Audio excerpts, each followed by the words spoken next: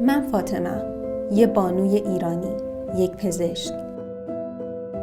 خدمت به مردم رویای همیشگی من بوده.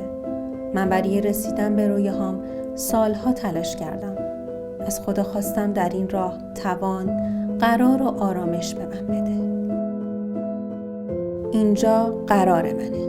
آخرین روز هر هفته ساعت 6 صبح.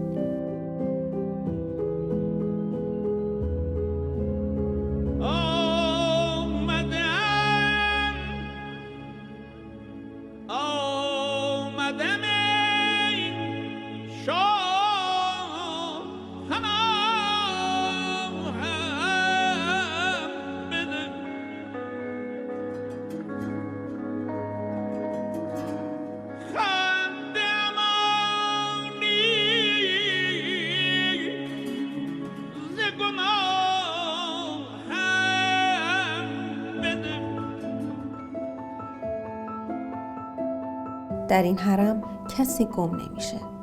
من خادم پیدا شدگان حرم هستم. اینجا حرم امنه.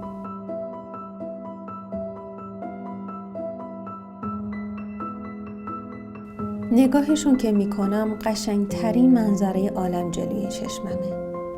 در این محیط که هستم حالم خیلی خوبه. اینجا بودن فراتر از رویاهای منه. از خدا ممنونم.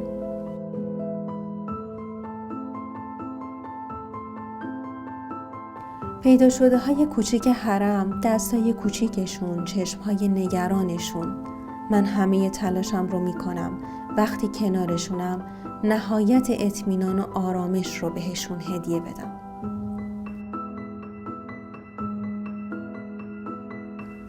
و بهترین لحظه رسوندن بچه های پیدا شده به خانواده هاشونه. مادری آرامش میخواد. من کنارشم و هر دو با هم پیدا میشیم.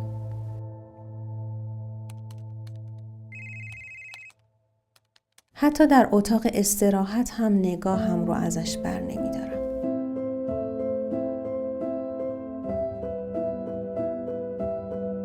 من و همسرم منتظر اومدن فرشته کوچولومون هستیم و قرارمون تو پایان هر شیفت کاری یه سلام 3 نفر است.